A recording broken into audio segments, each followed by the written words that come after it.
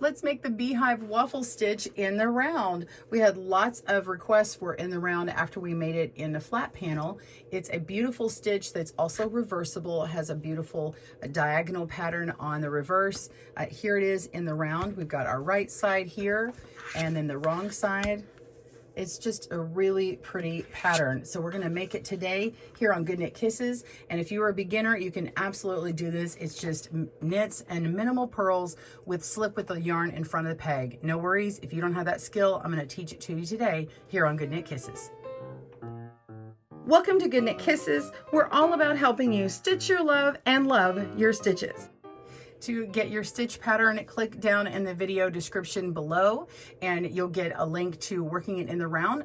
And also we have a hat pattern for you with multiple sizes of hats for all the people in your family and life. It also makes a great chemo hat. I really like this pattern, so I hope that you'll enjoy. Go click down in the video description down below for that, as well as find right and left-handed tutorials. So again, go click down there for that information.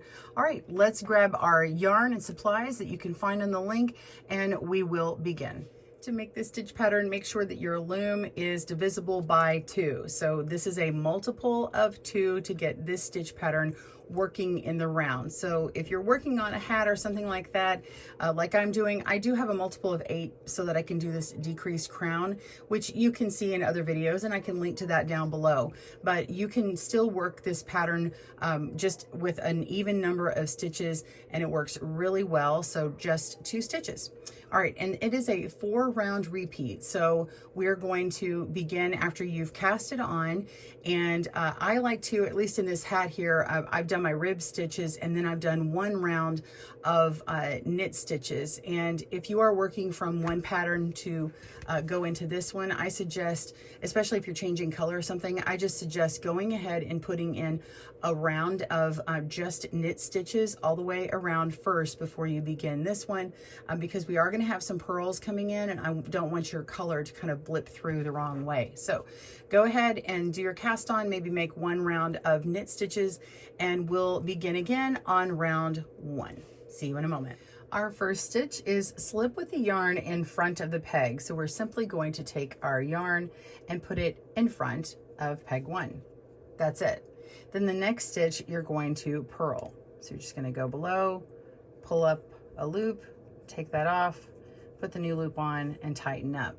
And then you simply repeat that all the way across. So really you're only working every other stitch. So skip 1, just keep that yarn in front and purl the second one. You see how I'm doing that there?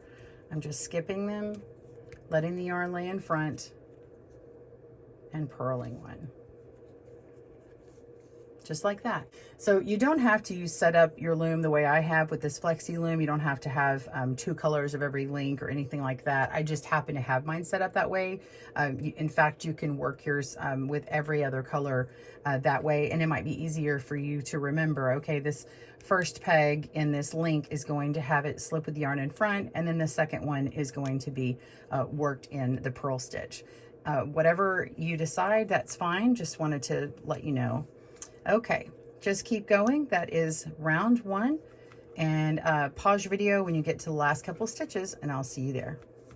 Okay, so I have worked up to my last few stitches, and you can see how when I lay my yarn in front of the second to last and purl this one, we get our last slip with the yarn in front to appear, and we are finished with round 1. Now we're going to knit all the stitches in the round. You are going to knit 1 below, which when you knit both of these stitches together, you are actually knitting this 1 stitch below the previous row. So this was the previous row was a setup to be able to knit 1 below very easily. So you just did something hard, you didn't even know it. It's not that hard. It's not hard at all. So then just going to knit the next stitch and continue. So we're knitting 1 below and knitting, or just look at it, knit all the stitches, all loops over the top loop. Okay, so continue working in your round. Pause your video and meet me back up for the beginning of round 3. See you soon. Okay, so we are back for round 3, but before we finish round 2, I want to point out this very important tip, so pay attention. So you can see that I've left these last 2 stitches here with the slip with the yarn in front of the peg on this first loop of this last link before my stitch marker. So if you decide to put your work down, be sure and leave at least one of these here so that you know when you start your next round which one you're going to start with.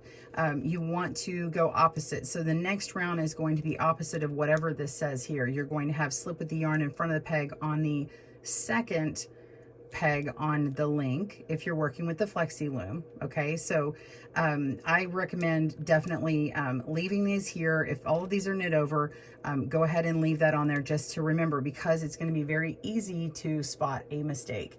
And in fact, I have a mistake on here that I'm going to have to frog back, but I want you to see what it looks like when you make a mistake in this pattern, because if you do, it's going to take a while to notice that there's a problem. So let's go ahead and flip it over. This is like full disclosure, there's a mistake in here. So I'm going to pull this back, and if you look, let's just pull down on it, kind of far away from where the seam is. You can see that it looks like there's, you know, 2 knit stitches, 2 knit stitches, 2 knit stitches, and then it's kind of, it doesn't have that right here, but if I go over here, it looks like there's 3 knit stitches lined up. It means the mistake is here. Okay, it's about where this row is, because if you look and you kind of look at your knitting, you can see I have 2 yarns held back here, and then I did it again simultaneously. So this is actually the spot that you have to frog back to. So I would put some kind of stitch marker here, or scrap piece of yarn or something, and get it frogged all the way back up to this point, and then redo it. So you don't want to have to redo that, but I did want to show you what it looks like, and it does mess with the patterning on the back. So just be careful what you're doing, and don't put it down without leaving yourself a little reminder. So let's go ahead. I'm not going to show you how to fix that because it would just be undoing it. But let's begin the next round. So by finishing this one, we're going to knit these. Remember that the first one had that slip with the yarn in front of the peg. Okay, so now instead of beginning with slip with the yarn in front of the peg, we're going to go ahead and just purl this first stitch. Okay, so it's purl 1, and then slip with the yarn in front of the peg, and then purl 1. Oops, here we go.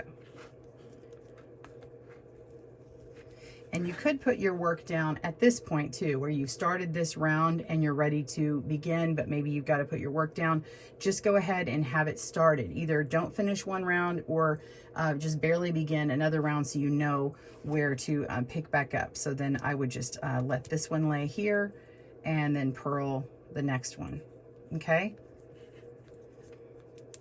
And then keep going all the way around round 3.